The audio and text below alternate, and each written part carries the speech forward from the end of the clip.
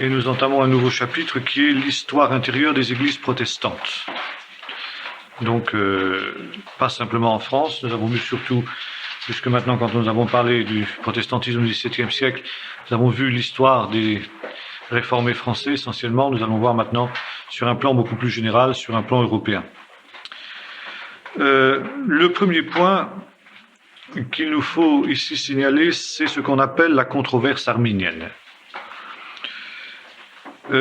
Au début du siècle, en Hollande, un certain Arminius s'est mis à mettre en doute ce qui était, surtout au XVIIe siècle, un des dogmes essentiels de la Réforme, c'est-à-dire la doctrine de la prédestination, à savoir que Dieu a éternellement prédestiné dans une souveraineté totale ceux qui étaient destinés à être sauvés et ceux qui étaient destinés à être perdus, sans que ces derniers ne puissent rien changer à leur sort.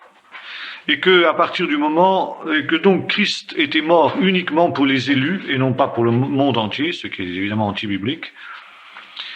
Et puis, troisième point, comme corollaire, que quelqu'un auquel Dieu avait donné la grâce de la nouvelle naissance, et par conséquent qui était élu, n'est-ce pas, avait donc la conviction qu'il était élu, ne pouvait plus revenir en arrière, ne pouvait plus se renier, ne pouvait pas apostasier, et par conséquent que quelqu'un qui était né de nouveau était, comment dirais-je, c'est ce qu'on appelle la sécurité du salut. Il avait l'assurance de la sécurité du salut, quoi qu'il fasse. Remarquons, entre parenthèses, qu'un certain nombre de gens professent encore ces doctrines aujourd'hui, aussi aberrantes qu'elles puissent paraître. Bon, Calvin avait professé ces choses, mais sans en faire un cheval de bataille, si j'ose dire. C'était plus pour lui quelque chose de théorique que quelque chose qui était pratique. Dans la pratique, il appelait les gens à une décision, il appelait les gens à une démarche personnelle, libre, n'est-ce pas ? Mais, si vous voulez, c'était dans une théorie, dans une spéculation, disons, quelque peu métaphysique, que Calvin, donc, avait élaboré cette théorie. Il s'est passé avec Calvin ce qui se passe souvent dans pareil cas, c'est-à-dire que les disciples vont plus loin que les maîtres, et donc les disciples en avaient fait quelque chose de pratique. Et la doctrine de la prédestination et de la sécurité du salut étaient donc des dogmes fondamentaux des églises réformées dans le monde entier, et en particulier en Hollande, jusqu'au moment où, effectivement, Arminius, qui était donc un pasteur hollandais, a mis en doute cette doctrine telle qu'elle était en tout cas élaborée. Et alors, il a adressé au synode ce que l'on appelait une remontrance. C'est pas du tout dire qu'il les reprenait, mais une remontrance en vieux français à cette période-là, c'était en quelque sorte une interpellation. Un questionnement beaucoup plus que, comme on dirait aujourd'hui, une remontrance, c'est-à-dire une remise à l'heure, quoi. Et ceux qui ont suivi Arminius dans ce synode-là ont donc été appelés les remontrants. Le mouvement des remontrants vient, n'est-ce pas, de cette remontrance que Arminius avait adressée au synode. Alors, l'affaire a fait grand bruit en Hollande, on en s'est mis à en discuter fermement, et quelques années plus tard, en 1666, un synode, le synode de Dordrecht, s'est penché sur la question posée par Arminius, à savoir que l'homme était en quelque sorte libre en face de l'appel de Dieu, que l'appel de Dieu en Jésus-Christ s'adressait indistinctement à tous les hommes, et que l'homme était libre de répondre ou de ne pas répondre à cet appel de Dieu, et qu'une fois qu'il avait répondu à l'appel de Dieu, eh bien, il était toujours tout aussi libre de renier sa parole, de revenir en arrière, et par conséquent que la sécurité du salut absolu n'était pas quelque chose de garanti. Ce ne l'était bien entendu que dans la mesure où le croyant persévérait jusqu'à la fin. Il y a eu donc une intervention au synode de Dordrecht et Arminius a été condamné par le synode pour erreur doctrinale flagrante, et notamment les représentants des 5 cantons du nord de Dordrecht, n'est-ce pas, ont rappelé la dépravation totale de l'homme, dépravation qui est telle, à les en croire, que l'homme a même perdu sa liberté. Il n'est même plus libre, n'est-ce pas, de répondre à l'appel de Dieu. Et pour qu'un homme réponde favorablement à l'appel de Dieu, il faut que la grâce de Dieu lui soit accordée pour vaincre cette nature mauvaise qui, si elle n'était pas, comment dirais-je, submergée par la grâce, l'amènerait à dire toujours et systématiquement non. Alors on voit que là, c'est vraiment poussé loin. C'est poussé loin la doctrine de... donc il y a une prédestination pour le synode, n'est-ce pas? Une prédestination inconditionnelle des êtres. Ça veut dire que l'homme n'est pas libre de ses choix dans ces domaines. Dieu détermine souverainement qui il va sauver, et quand il veut sauver quelqu'un, eh bien il lui donne la grâce de répondre à l'appel de Dieu et donc de se convertir. L'expiation, rappelez les 5 cantons, est offerte aux élus seulement, et la grâce de Dieu est irrésistible. Quand quelqu'un est l'objet de la grâce de Dieu, il ne peut pas dire non. De la même manière que si quelqu'un ne reçoit pas la grâce de Dieu, il ne peut pas dire oui. De la même manière, si quelqu'un reçoit la grâce de Dieu, il ne peut pas dire non. Vous voyez où on en est, quoi. Hein. Et donc, il y a la persévérance finale automatique qui en découle. Alors, cette condamnation d'Arminius et des remontrants provoque une persécution contre ces derniers, contre les remontrants. Il y aura quelques années difficiles. Bien entendu, il faut nuancer. Si persécution n'est pas persécution, il n'y a pas des bûchers, il n'y a pas de choses comme ça. Mais enfin, il y a des années difficiles pour les remontrants. Et puis, finalement, les Provinces-Unies sont quand même un pays tolérant. Hein. Et au bout de quelques années de combat, les remontrants obtiennent la tolérance. Mais il se passe, hélas, ce qui se passe souvent dans pareilles situations, lorsque des gens ont redécouvert une vérité, eh bien, les remontrants vont aller beaucoup trop loin et vont aussi donc dérailler doctrinalement en insistant trop sur la liberté de l'homme et finalement en arrivant petit à petit, en revenant à une conception du salut par les œuvres, c'est-à-dire en somme toute un semi-pélagianisme. Par exemple, un des principaux personnages en pointe dans cette hérésie remontrante sera Hugo Grotius, qui lui aussi est un Hollandais, c'est date 1583-1645, qui prend position en demeurant très fermement contre les musulmans. Les musulmans étaient déjà un problème pour l'Europe à cette période-là. Et pour lui, n'est-ce pas, la propitiation par le sang n'existe pas. Le sang de Jésus ne lave pas l'homme de son péché, et la mort de Jésus n'est qu'un témoignage que Dieu ne peut pas laisser le péché impuni, mais n'est pas une réparation pour le péché. La mort de Jésus n'a pas de valeur expiatoire, dit Grotius, et finalement, la mort de Jésus n'est qu'un exemple, qu'un témoignage de la justice et la sainteté de Dieu, en sorte que l'homme est appelé par sa propre vie de sainteté, eh bien, à obtenir son salut en quelque sorte. Là, on tombe évidemment dans une hérésie qui est encore plus grave que la précédente, si l'on peut dire, puisque là, on revient vraiment à fond au salut par les œuvres. Alors, de la Hollande, bien sûr, la controverse passe dans d'autres pays, et notamment en France. En France, pour une bonne et simple raison, c'est que il y a beaucoup de huguenots français qui sont réfugiés dans les Provinces-Unies, en Hollande, et qui par conséquent vont être mêlés, même à leur corps défendant, à cette controverse arminienne. Et dans les années qui suivent le synode de Dordrecht, le synode d'Alès, qui se rassemble dans la foulée, adopte les canons de Dordrecht, c'est-à-dire la doctrine de la prédestination inconditionnelle. C'est tout à fait intéressant de noter que, au même moment, il y a déjà quelques pasteurs réformés français qui commencent à avoir, si vous voulez, un certain libéralisme qui va s'introduire au milieu d'eux. C'est ainsi que il va y avoir des gens qui vont mettre en doute, à cette période-là, déjà commencer à mettre en doute l'inspiration totale de l'écriture. Alors, l'évolution de l'Église réformée française suit de près l'évolution de l'Église réformée hollandaise dans le domaine de la controverse arminienne. Quant aux églises luthériennes, le XVIIe siècle est un siècle extrêmement difficile en ce qui les concerne. Elles restent figées dans une orthodoxie morte, n'est-ce pas ?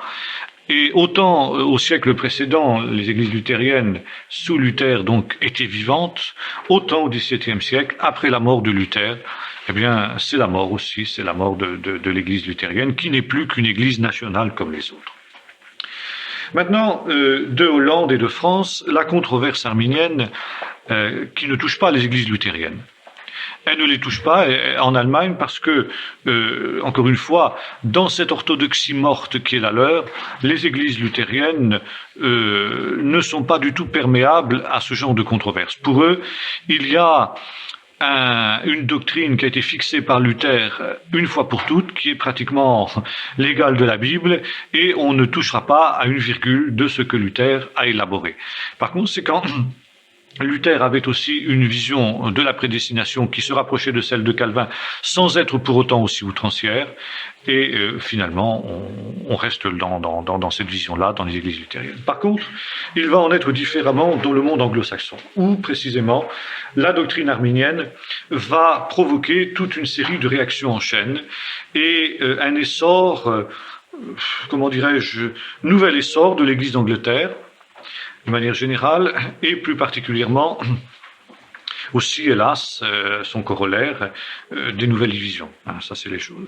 Bon. Alors, la doctrine arminienne provoque d'abord aussi un raidissement en Angleterre. Et va apparaître au XVIIe siècle un mouvement qu'on appelle le mouvement puritain. Le mouvement puritain se recrute essentiellement dans les églises officielles, y compris par exemple en Écosse, dans l'église presbytérienne d'Écosse. Et les puritains sont des gens qui sont des calvinistes de la stricte observance, donc qui sont anti-arméniens, vraiment anti-arméniens. Mais qui sont aussi, n'est-ce pas, partisans d'une grande austérité dans la vie chrétienne. D'une grande sainteté, il y a une recherche de sainteté très profonde dans le milieu puritain, qui les amène à une séparation radicale d'avec le monde. Le puritanisme, comme son nom l'indique, est somme toute un radicalisme par rapport au monde et par rapport aux doctrines bibliques. Il s'agit de se tenir strictement aux doctrines bibliques et les puritains trouvent par exemple qu'au niveau de l'Église d'Angleterre, cette dernière n'est pas allée suffisamment loin dans sa rupture avec le catholicisme. Et ils militent justement pour une purification de l'Église, d'où le nom de puritain, n'est-ce pas ? Une purification de l'Église de tout ce qui peut rester encore de non biblique. C'est une démarche tout à fait positive. Et c'est pourquoi les puritains ne sont pas du tout ce que l'on en a fait, c'est-à-dire des hypocrites, des tartuffes religieux. Finalement, aujourd'hui, dans notre société française en particulier, le mot puritain est très, très péjoratif, très, très négatif, alors que le mouvement puritain a été un authentique mouvement de réveil à l'intérieur de l'Église, n'est-ce pas, et un authentique mouvement du Saint-Esprit. Maintenant, les puritains aussi, dans le radicalisme qui était le leur, voulaient émanciper l'Église de l'État. Ils n'étaient pas plus d'accord avec le système constantinien. Et là, pour la première fois, nous voyons apparaître un phénomène tout à fait intéressant, justement, parce que jusqu'ici, même au XVIe siècle, les réformateurs n'avaient jamais remis en question la séparation de l'Église et de l'État, si ce n'est les anabaptistes. Les anabaptistes avaient été les seuls qui avaient remis ce dogme en cause. Bon, on sait quel sort avait été réservé aux anabaptistes, mais au siècle suivant, les puritains vont reprendre aussi ce qui finalement bibliquement est une évidence. L'Église n'a pas à être inféodée à l'État, n'a pas à être au service de l'État. les puritains militent au sein de l'Église d'Angleterre pour la constitution, pour la fin du système épiscopal et pour son remplacement par un système synodal de type donc calviniste, suppression des fêtes et des cérémonies païennes, Noël et choses semblables. Voyez-vous, il y avait un radicalisme très profond en ce qui les concernait. Et puis en même temps, ils étaient au contraire pour une stricte observance du dimanche. Si vous voulez, qui n'était pas, sans rappeler d'ailleurs, le respect juif du Shabbat. En quelque sorte, ils transposaient sur le dimanche un petit peu ce que les juifs faisaient pour le Shabbat. Et le puritanisme dans ce domaine-là est resté très fort jusqu'au début de ce siècle, n'est-ce pas? Et le dimanche anglais, jusqu'après la guerre, était vraiment quelque chose de tout à fait spécial, encore une fois, qui n'était pas sans rappeler le Shabbat. Par exemple, on allait dans certains milieux évangéliques, il y a encore de cela une trentaine d'années, quand moi-même j'étais encore étudiant en Angleterre, n'est-ce pas, on allait jusqu'à interdire aux jeunes ou aux enfants, n'est-ce pas, de jouer avant le coucher du soleil ou des choses comme ça le dimanche, quoi. Hein. On devait vraiment se reposer à fond, quoi. C'était excessif, c'était très excessif, mais il y avait ce respect du Shabbat qui était très fort, même dans les autres milieux qui n'étaient pas aussi excessifs en Angleterre. Et à l'école biblique, par exemple, on nous mettait en garde d'une manière très forte contre tout ce qui pouvait violer d'une manière ou d'une autre la sainteté du dimanche. Ça, c'était très fort en Angleterre. C'était l'influence puritaine qui est née au XVIIe siècle et qui commence maintenant seulement à s'estomper. Maintenant, le mouvement puritain, bien évidemment, a provoqué des réactions négatives, ça on peut l'imaginer facilement, et finalement, il y a eu une scission, dans la mesure où les puritains, eux, ne souhaitaient pas rompre, ils souhaitaient être le ferment dans la pâte, n'est-ce pas?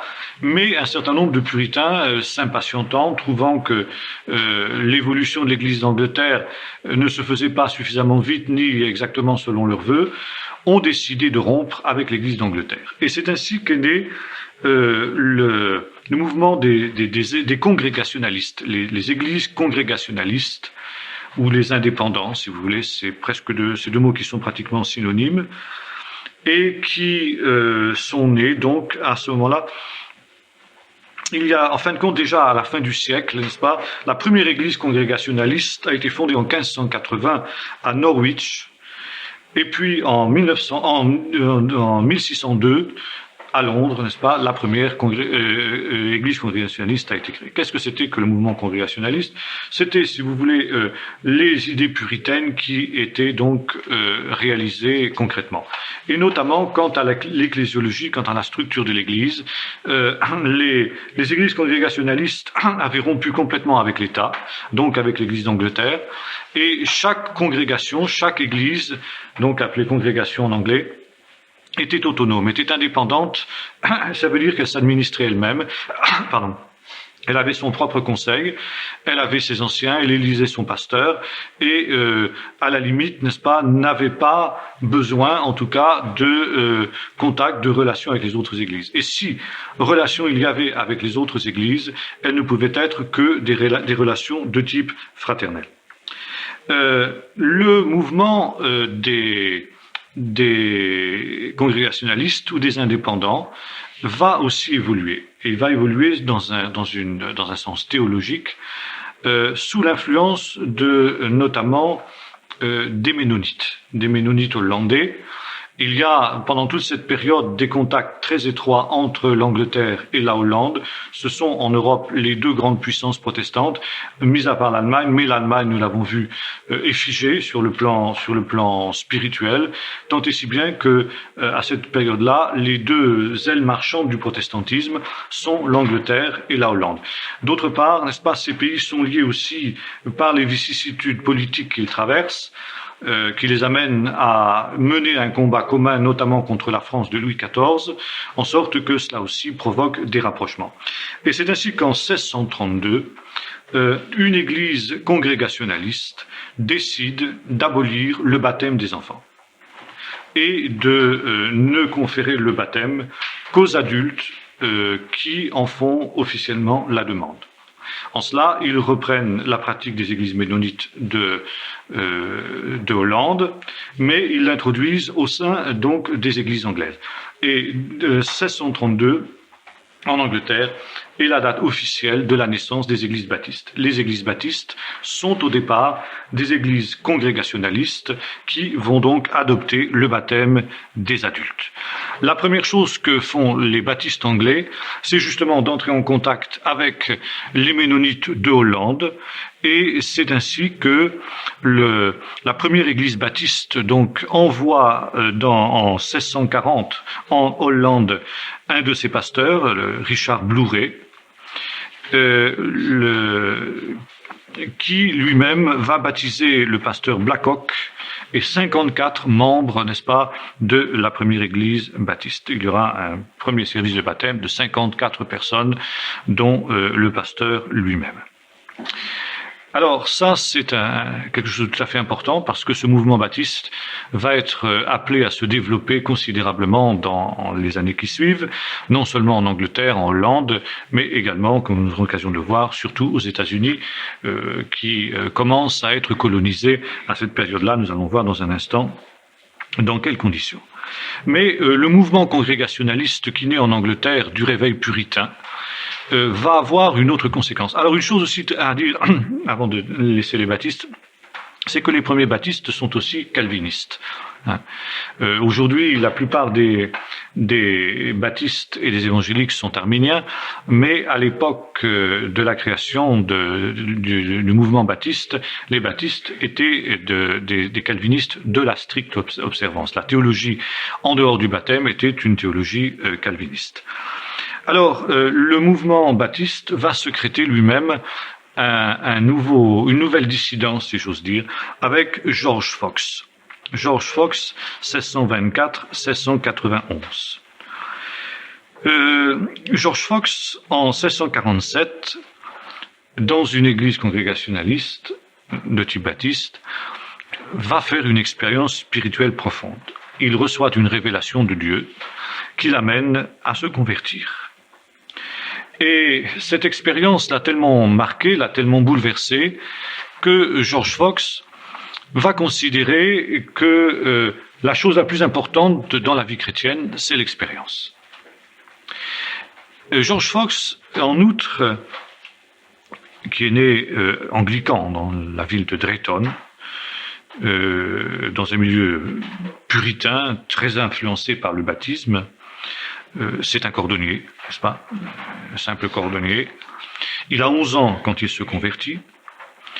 Et à 19 ans, il est invité par des chrétiens à participer à une beuverie.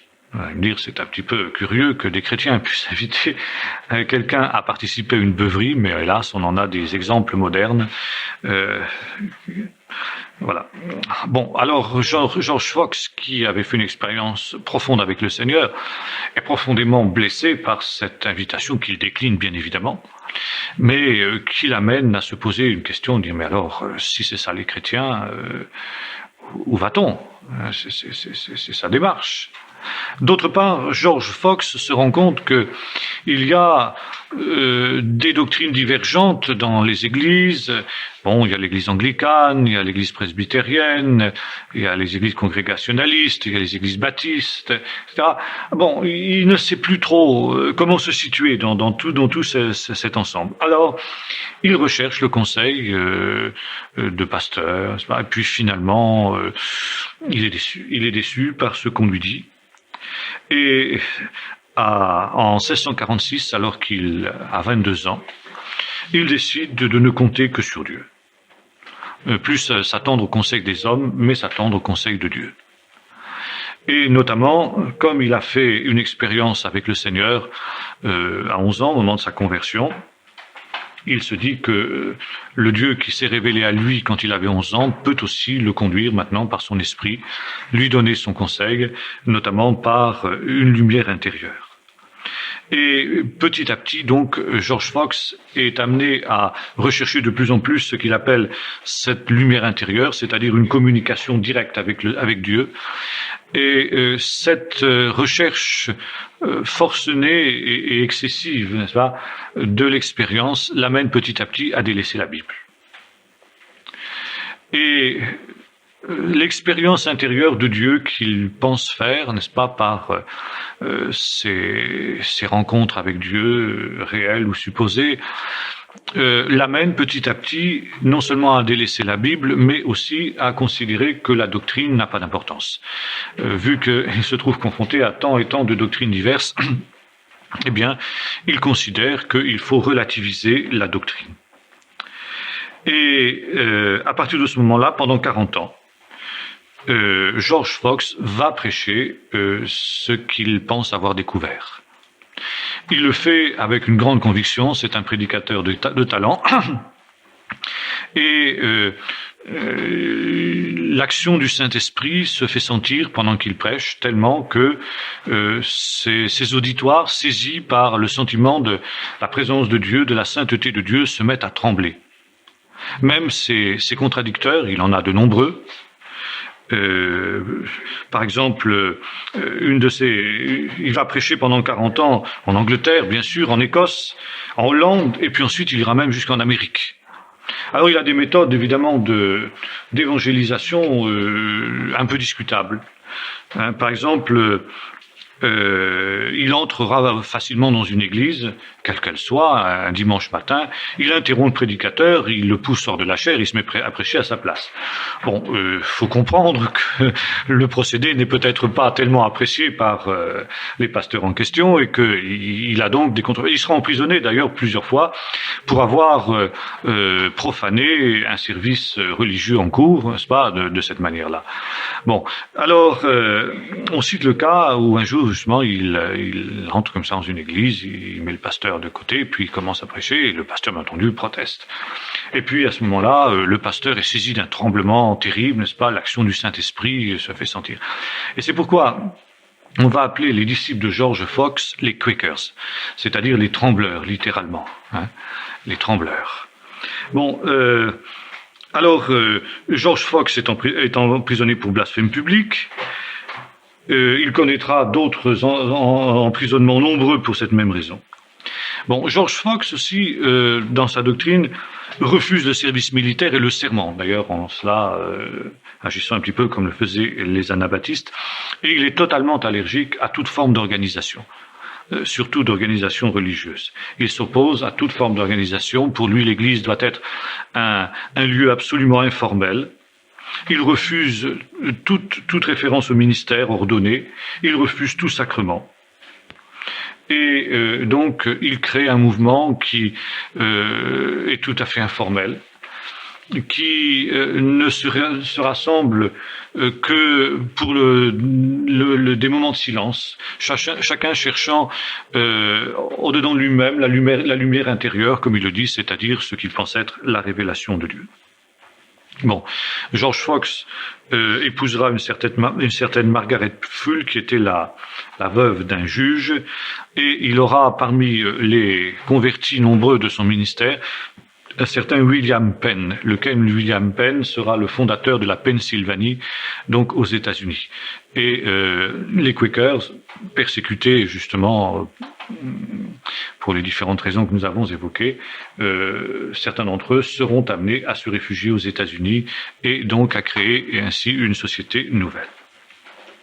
Or, c'est précisément ce que veut faire George Fox. George Fox n'entend pas créer une église, il est contre toute église. Pour lui, toutes les églises sont loin de Dieu, dans la mesure où, justement, elles ne s'accordent pas entre elles. Par conséquent, il ne s'agit pas de fonder une église, mais une société. Une société de gens qui ont un contact personnel avec le Seigneur, une société d'individus.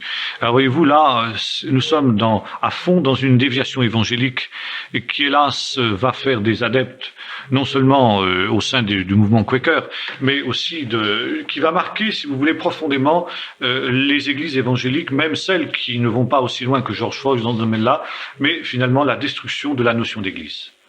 L'Église est quelque chose que les Quakers rejettent, n'est-ce pas? Comme finalement, dans la mesure où ils rejettent la Bible. Pour eux, la Bible n'étant pas la norme, n'étant pas quelque chose qui doit être respecté, alors ils se permettent de prendre du champ par rapport à la Bible. Alors George Fox crée essentiellement une société qu'il appelle la Société des Amis.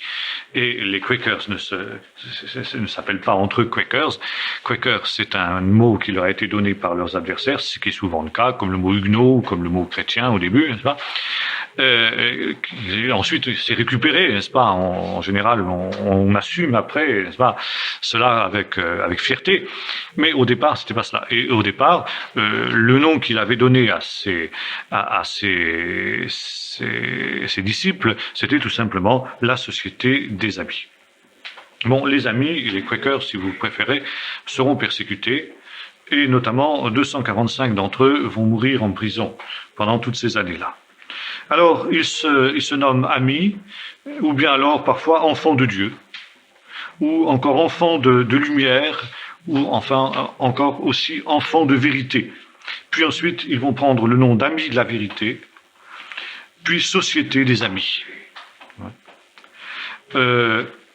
En 1648, la première congrégation des Amis est créée à Nottingham, puis à Patrick. Et à partir de là, eh bien, il va y avoir une expansion missionnaire. Car si George Fox n'a pas la vision de l'Église, il a en tout cas la vision de l'évangélisation. Et effectivement, comme c'est un excellent évangéliste, peut-être d'ailleurs ça a été son tort, n'est-ce pas, de vouloir jouer au docteur alors qu'il était un bon évangéliste, et il aura effectivement un succès important dans le domaine de l'évangélisation, en sorte que le mouvement va grandir extrêmement rapidement.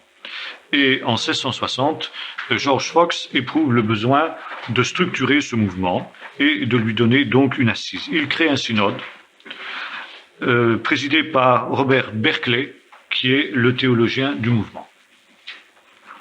Alors, il publie un catéchisme avec 15 thèses principales, qui sont encore jusqu'à aujourd'hui les bases du mouvement Quaker mondial.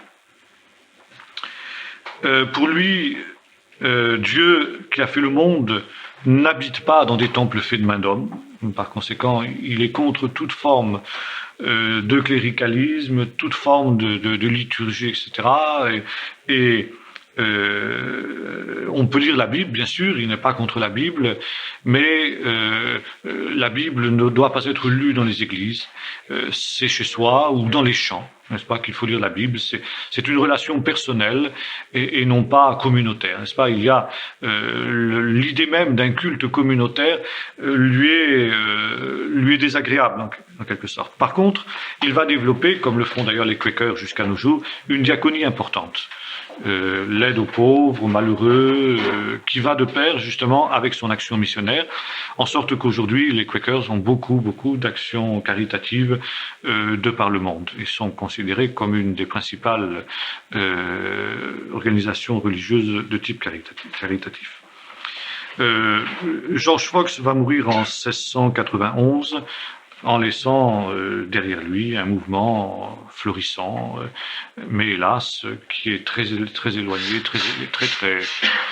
qui s'est écarté considérablement des bases bibliques et qui va finalement avoir une influence extrêmement négative sur l'évolution des évangéliques tout au long de leur histoire, sans que ces derniers n'aillent aussi loin que lui, mais si vous voulez, quelques-unes des thèses qu'il a évoquées, notamment l'anticléricalisme qui va trop loin, qui bascule dans la négation même de la notion d'Église, va marquer les évangéliques jusqu'à nos jours. On peut dire que le mouvement Quaker était en fin de compte un mouvement mystique. Le XVIIe siècle est mystique. Nous avons vu les mouvements mystiques dans le catholicisme, par exemple le quiétisme de Madame Guyon, de Molina, etc., de Fénelon. Le jansénisme était aussi, d'une certaine manière, un mouvement mystique. hein. Et il est donc tout à fait naturel qu'on trouve aussi dans le protestantisme des mouvements mystiques de cet ordre-là. C'est tout à fait intéressant de noter, par exemple, qu'il y a des grandes correspondances entre le mouvement de George Fox et puis Madame Guyon, le quiétisme, n'est-ce pas? Madame Guyon et les quiétistes insistaient énormément sur aussi le silence intérieur, la paix intérieure, donc d'où le nom de quiétisme, pour entendre la voix de Dieu. Et d'une certaine manière, d'une manière beaucoup plus, comment dirais-je, spectaculaire, avec les tremblements attribués au Saint-Esprit, les Quakers aussi, donc, recherchent la lumière intérieure. Il y a quelque chose là, pourtant, c'est des mouvements qui n'ont pas de contact, et qui, en principe, ne s'influencent pas l'un l'autre, mais qui ont finalement une recherche du même ordre, hein. Alors, on trouve d'autres mouvements mystiques au XVIIe siècle dans le monde protestant, en Allemagne. En Allemagne, justement, en réaction contre la sécheresse de l'Église luthérienne du XVIIe siècle. Et le principal promoteur de ce mouvement est un certain Jacob Bohm. Bohm, on dit ça, B-O-H-E-M. Bohm, bon, d'accord. Voilà, alors vous avez compris. Qui est en quelque sorte un homme qui se met à avoir soudain des visions et des révélations au sein de l'Église luthérienne. C'est un luthérien, c'est date 1577-1624, et c'est un homme qui, à partir des visions qui sont les siennes, va élaborer des doctrines. C'est toujours extrêmement redoutable.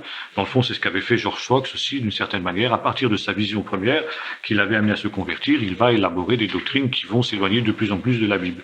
Eh bien, Bohm va donc faire la même démarche, et il va retomber dans une vieille hérésie des premiers siècles, l'hérésie gnostique. C'est-à-dire que le monde matériel est mauvais et seul le monde spirituel est bon. Donc l'homme doit obligatoirement s'affranchir de tout ce qui est matériel, du monde, de la chair, d'où un ascétisme forcené. Bon, il a peu marqué son siècle, on le cite simplement comme ça. Et puis alors il va y avoir une floraison de mouvements pseudo-mystiques de ce type-là. Par exemple, l'ordre de la Rose-Croix, les Rosicruciens qui existent encore aujourd'hui, bien naissent au XVIIe siècle, dans une tentative déjà tout à fait en avance sur leur temps de réconcilier la science et la foi. C'était le but des Rosicruciens, cette période-là. Alors, d'une manière tout à fait mystique, au travers de sociétés secrètes, qui est fondée donc par un certain Valentin Andrew, qui est un pasteur luthérien, et qui va mélanger la théosophie avec l'hindouisme. Vous voyez, il y a tout un mélange, il y a tout un espèce de bouillonnement de choses qui sont tout à fait négatives. Alors, les dates de Valentin Andrew, 1586, 1654. Alors, devant cette situation-là, eh bien, finalement, certains mouvements vont avoir quelques fortunes. Par exemple, nous avons vu la Société des Amis. Les mouvements autres de Bohème, par exemple, ne perdureront pas et ne lui survivront pas. Les Rose-Croix subsisteront, par contre, jusqu'à nos jours, mais quand même d'une manière tout à fait circonscrite et d'une manière tout à fait limitée. Maintenant, l'évolution du protestantisme n'est pas sans être influencée par l'évolution de la situation politique aussi des pays protestants. L'Angleterre connaît à cette période-là de très nombreuses vicissitudes. Et en effet, au début du siècle, c'est le fils de Marie Stuart, Jacques, le roi Jacques, qui est roi d'Écosse, qui devient roi d'Angleterre après la mort d'Élisabeth Ière. Et ainsi, donc, il y a sous l'égide de la couronne d'Écosse, la première fusion entre le royaume d'Écosse et le royaume d'Angleterre. Bien entendu, Marie Stuart était une catholique forcenée. Le roi Jacques, lui, devient roi d'Angleterre et d'Écosse à la condition, bien sûr, qu'il abjure le papisme et qu'il donc entre dans le cadre de ce que la grande Élisabeth avait élaboré dans son œuvre de réforme qui avait suivi donc la mort de son père Henri VIII. Le roi Jacques va marquer son époque en ce qu'il va faire traduire la Bible en anglais. Il va demander, n'est-ce pas, une nouvelle traduction de la Bible. Il y avait déjà des traductions de la Bible, notamment la traduction de Tyndale, mais il pense qu'il faut une Bible qui soit plus adaptée, plus moderne par rapport à son temps. Et alors, il va faire publier, éditer une Bible qui porte son nom, qu'on appelle jusqu'à aujourd'hui encore, n'est-ce pas, la Bible du roi Jacques, et qui est un véritable chef-d'œuvre, un monument de la littérature anglaise de tous les temps. Si vous voulez, c'est le pendant de la Bible de Luther pour l'Allemagne. La Bible de Luther est encore lue aujourd'hui dans les églises allemandes. Bon, on a cessé depuis peu de lire la Bible dans la version du roi Jacques parce que c'est quand même un vieil anglais. Un anglais qui n'est plus guère compris des jeunes générations, mais il y a 30 ans de cela, la Bible du roi Jacques, qu'on appelle encore sera une version autorisée, ça, parce que c'était la version officielle du royaume d'Angleterre, eh bien, il y avait encore des gens, il y a 30 ans de ça, quand j'étais à l'école biblique, qui étaient des chauds partisans de la Bible du roi Jacques. J'en ai d'ailleurs un exemplaire chez moi. C'était là, quand j'étais en Angleterre, je lisais la Bible dans la version du roi Jacques, avec toutes les, comment dirais-je, tous les archaïsmes que pouvait avoir ce vieil anglais du XVIIe siècle, quoi. Alors,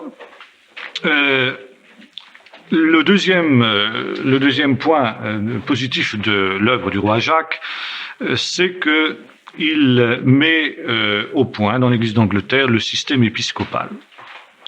Bon, je ne sais pas si on peut appeler ça tellement positif d'ailleurs, mais enfin, ça a été quand même la deuxième chose qu'il a faite. Et alors, par contre, il s'est mis à persécuter les dissidents, les puritains, les congrégationalistes, les baptistes, les quakers, tous ceux qui n'étaient pas dans la stricte orthodoxie de l'Église d'Angleterre étaient donc persécutés. Le roi Jacques meurt en 1625, son fils Charles Ier lui succède, 1625-1649. Alors, le fils de Jacques, donc Charles Ier, a épousé une princesse française, Henriette de France, qui est une catholique. Et il veut revenir au catholicisme. Il tente d'interdire l'exercice du culte en Écosse, en particulier, ce qui provoque des révoltes en Écosse et en Angleterre. Et alors, chose tout à fait intéressante, n'est-ce pas, à cette période-là, le Parlement anglais non seulement rejette avec vigueur, n'est-ce pas, l'orientation que le roi veut donner au pays, mais encore, il va opter pour le puritanisme. Ça veut dire que l'Église d'Angleterre, n'est-ce pas, va entrer à fond dans la vision des puritains. Et l'Église anglicane, le roi est obligé de s'incliner, l'Église anglicane va être réorganisée selon les principes des puritains. En 1644, le Parlement anglais supprime le Common Prayer Book, le livre de prière qui était en vigueur depuis Élisabeth la Grande, pour adopter le catéchisme de Westminster qui est d'inspiration presbytérienne, donc calviniste. Le roi résiste autant qu'il le peut, mais à la tête du Parlement, il y a un noble qui se nomme Olivier Cromwell. Et alors, on va assister à un conflit aigu entre Charles Ier et Olivier Cromwell. En fin de compte, Cromwell, qui a l'appui du Parlement, qui a l'appui de la majorité de l'Église d'Angleterre, qui a l'appui des puritains en particulier, n'est-ce pas, va obtenir la victoire contre le roi. Il fait arrêter le roi, il le fait détrôner, condamné pour haute trahison, et Charles Ier est exécuté publiquement, décapité en 1649. Et Olivier Cromwell devient le dictateur de l'Angleterre. C'est un des rares épisodes dans l'histoire d'Angleterre où il y a une interruption de la monarchie. Et avec Cromwell, c'est le parti puritain qui arrive au pouvoir. Olivier Cromwell va instituer en Angleterre une république puritaine. C'est un épisode tout à fait intéressant dans l'histoire. La première chose que fait Cromwell quand il arrive au pouvoir, c'est de supprimer par la force, n'est-ce pas, un complot des royalistes anglais. Et Cromwell, donc, va diriger l'Angleterre selon les principes puritains. S'il est extrêmement ferme avec ceux qui menacent son pouvoir, il va être au contraire extrêmement tolérant avec les dissidents. Autant sous le règne de Jacques Ier et de Charles Ier, les dissidents avaient été persécutés, autant maintenant ils vont avoir une totale liberté de conscience, une totale liberté de culte. En sorte que eh bien, la République de Cromwell va être un temps d'expansion extraordinaire, justement, de toutes les églises libres qui existaient en Angleterre, congrégationalistes, baptistes, Quakers, etc., puritaines et tout. Là, il y a eu une grande liberté, donc un grand essor. Cette république de Cromwell va donc durer pendant tout le temps de sa vie, donc jusqu'en 1660, et à la mort de Cromwell, eh bien, une période d'anarchie s'ensuit. Charles II, qui est le fils de Charles Ier, rétablit le principe anglican en 1660 jusqu'en 1685, date de sa mort. Il persécute à nouveau les dissidents et les puritains. Et autant, n'est-ce pas, la République de Cromwell était une politique austère. La République de Cromwell est une république austère, n'est-ce pas, où les plaisirs étaient bannis, les débits de boissons strictement réglementés, comme c'était d'ailleurs encore le cas il n'y a pas longtemps en Angleterre, les lieux de plaisir traqués sans merci, les gens de mauvaise vie mis au pas. Autant, n'est-ce pas, avec le retour de la monarchie sous Charles II, il va y avoir le balancier qui va aller dans le sens inverse, une frivolité, une superficialité absolument effarante à la cour d'Angleterre qui suit donc la mort de Cromwell. Charles II promulgue ce qu'il appelle l'acte d'uniformité, c'est-à-dire que tout ecclésiastique doit obligatoirement prêter serment sur les 39 articles de 1662, c'est-à-dire doit relier l'Église anglicane, quoi, tout bête.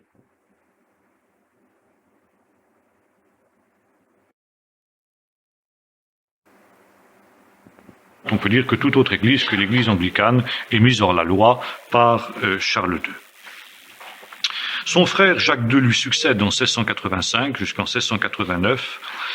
Il tente aussi de ramener le catholicisme. Bon, il ne fait pas de vieux os, n'est-ce pas, que 3 ans plus tard, il est déposé, et puis lui succède Guillaume III d'Orange, alors qui est lui, justement, le roi de Hollande. C'est-à-dire que là, il y a ce que Louis XIV redoutait le plus, c'est-à-dire l'union de la couronne d'Angleterre et de la couronne de Hollande. Guillaume d'Orange va régner de 1689 à 1702, et donc vous savez combien les huguenots français avaient mis d'espérance justement dans Guillaume d'Orange, dans lequel ils voyaient en fin de compte un véritable messie. D'ailleurs, ils seront profondément déçus par Guillaume d'Orange quand il sera arrivé au pouvoir. C'est à cette période-là, n'est-ce pas, que un certain nombre d'œuvres littéraires sont produites, en particulier, n'est-ce pas, un certain Milton, 1604-1674, qui est un puritain, qui est un collaborateur de Cromwell. Il est aveugle, n'est-ce pas, mais ça n'empêche pas d'être très proche de Cromwell, et il compose un poème qui est un chef-d'œuvre de la littérature anglaise, qui s'appelle Le Paradis perdu. Paradis perdu de Milton, ça tout Anglais le sait. Bon, je vais peut-être vous lire, si vous voulez, quelques extraits d'un discours de Cromwell au Parlement du 17 septembre 1656, n'est-ce pas, dans lequel il défend justement la liberté religieuse. C'est tout à fait intéressant de noter que Cromwell a été vraiment le tout premier homme d'État qui a véritablement institué la totale liberté religieuse dans ses États. C'était tout à fait nouveau à l'époque.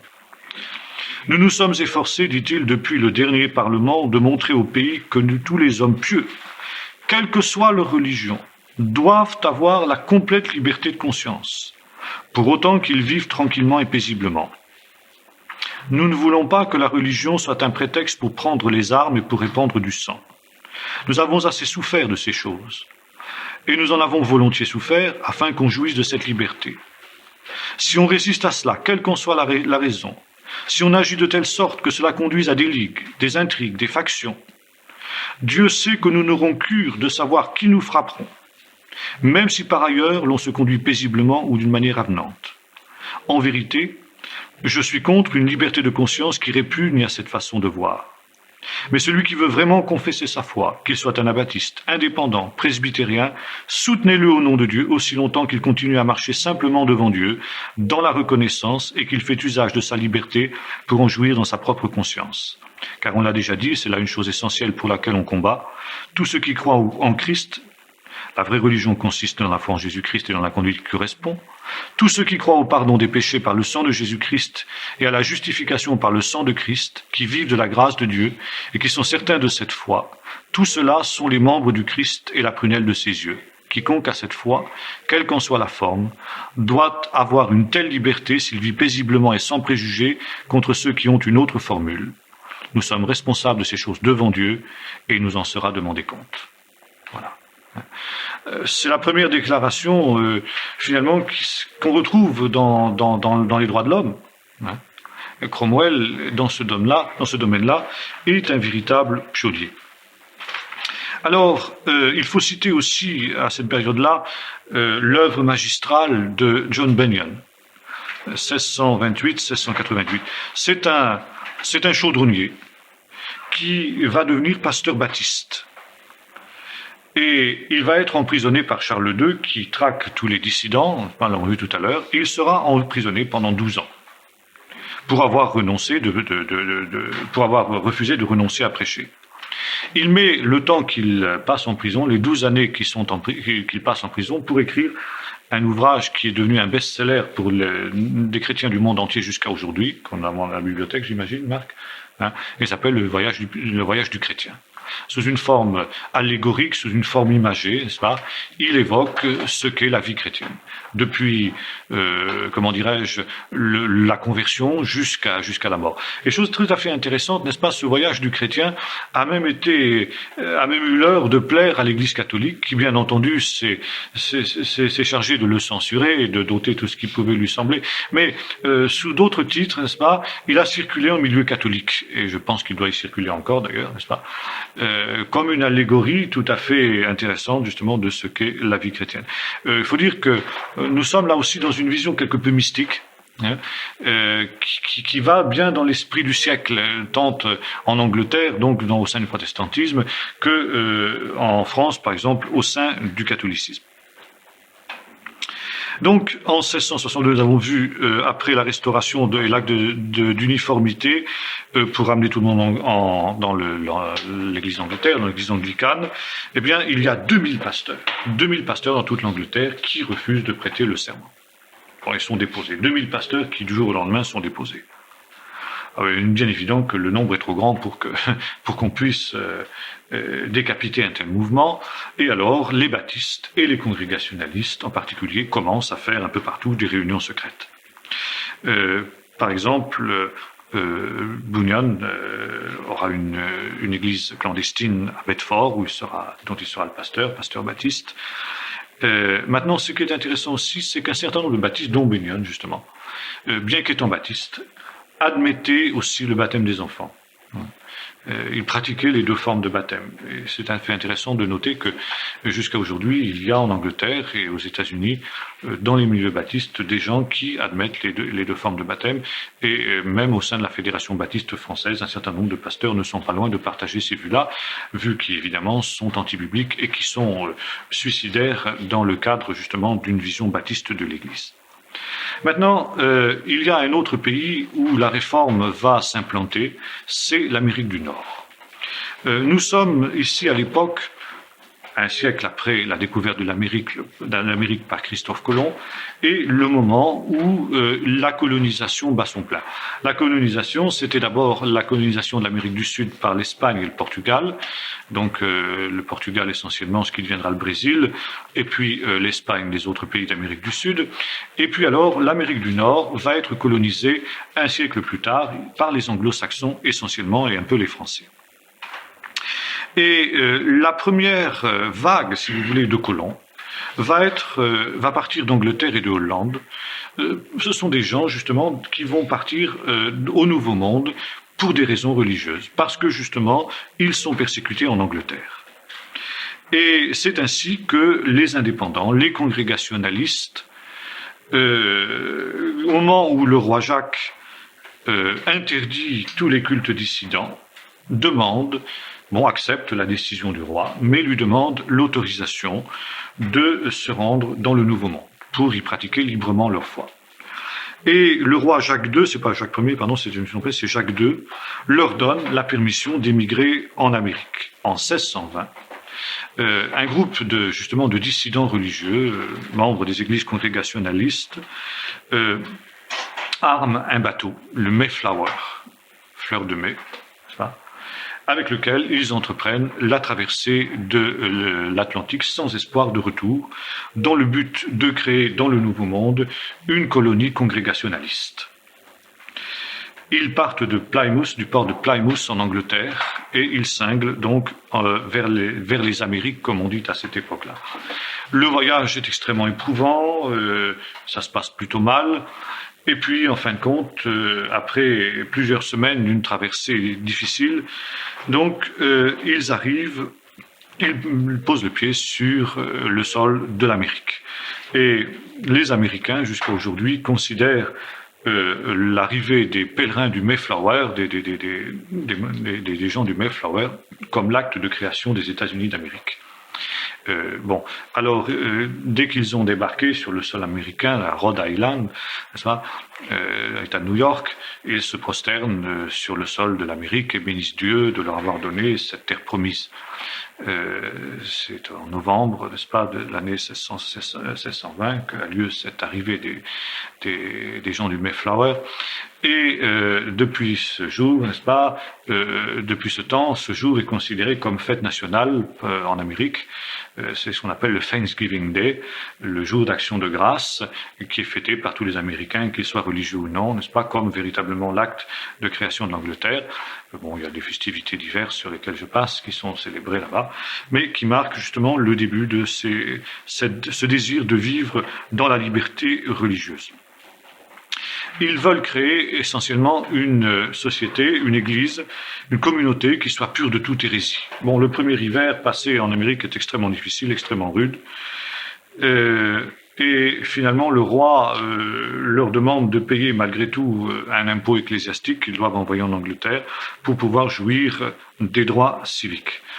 En fin de compte, n'est-ce pas, ce que vont créer les puritains qui étaient venus là pour obtenir une liberté religieuse qui leur était refusée, eh bien, ils vont aussi assez vite créer une société qui sera relativement intolérante. Et notamment, tous ceux qui ne sont pas d'accord avec les principes de l'Église congrégationaliste qui est ainsi fondée à Rhode Island sont expulsés, bannis, livrés à l'exil et même parfois certains d'entre eux à la mort. C'est alors qu'un certain pasteur anglican qui se nomme Roger Williams les rejoint et il est choqué. Il est profondément choqué par justement cet esprit d'intolérance qui s'est introduit au sein de ceux qui ont fui justement pour pouvoir trouver eux une tolérance. Et c'est alors que Roger Williams se sépare de la colonie de Rhode Island et il fonde au sud de Boston une autre colonie dans la ville de Providence où alors n'importe quelle religion aura droit de citer. Là, il ne fait absolument aucune barrière ce sera le premier endroit du monde où il en est ainsi, où n'importe qui, banni ou persécuté pour des raisons religieuses, va pouvoir venir s'installer. Et c'est là que se crée en 1639 la première église baptiste d'Amérique, dont Williams est le fondateur, lui-même ayant été convaincu en ce qui concerne le baptême. Alors, il lui-même n'était pas baptisé, c'était un pasteur anglican, mais il est convaincu du baptême. Alors, finalement, tous les membres de sa congrégation se baptisent mutuellement. C'est ainsi qu'est créée la première église baptiste des États-Unis. Et c'est à la fin du siècle que donc un Quaker, converti par George Fox, que nous avons rencontré tout à l'heure, se nomme William Penn, achète du roi d'Angleterre, contre monnaie sonnante et trébuchante, une partie des colonies d'Amérique qu'il va appeler de son nom Pennsylvanie. où il va fonder une ville qu'il va nommer Philadelphie, qui est tout un programme, amour fraternel, n'est-ce pas, qui se veut une ville profondément religieuse. Et l'État de Pennsylvanie, comme l'État de Boston, sera caractérisé par une liberté religieuse absolument illimitée. Donc c'est en 1683 qu'est créée la ville de Philadelphie. Le seul problème qui va se poser à ces colons qui se sont installés en Pennsylvanie, c'est les Indiens. Ils vont avoir pas mal de problèmes et mailles à partir avec les Indiens. Et il faudra bien de temps en temps repousser les Indiens. Donc, dans ce même temps, affluent en Pennsylvanie des épiscopaux, des catholiques, oui. La première implantation catholique en Amérique là, c'est quand même assez extraordinaire que dans cette colonie-là, on accepte des catholiques. Car encore accepter des dissidents, congrégationalistes, baptistes, quakers et autres, ça peut se concevoir dans une vision protestante. À cette époque-là, au XVIIe siècle, accueillir sur un pied d'égalité des catholiques, c'est pas évident. C'est pas évident. C'est vraiment une vision de tolérance assez extraordinaire pour l'époque. Et puis enfin, justement, des réformés. Et puis ensuite, n'est-ce pas, nous allons avoir une deuxième vague que nous verrons la prochaine fois de colons qui vont venir s'installer dans les Amériques, dans les colonies d'Amérique, pour des raisons religieuses également. Ce seront les Arméniens. Les Arméniens, justement, persécutés, comme nous l'avons vu, et qui vont rejoindre, justement, les premiers colons qui sont installés dans l'État de New York, en Pennsylvanie, et puis dans l'État de Boston. Voilà. Est-ce que vous avez des questions à poser là-dessus ?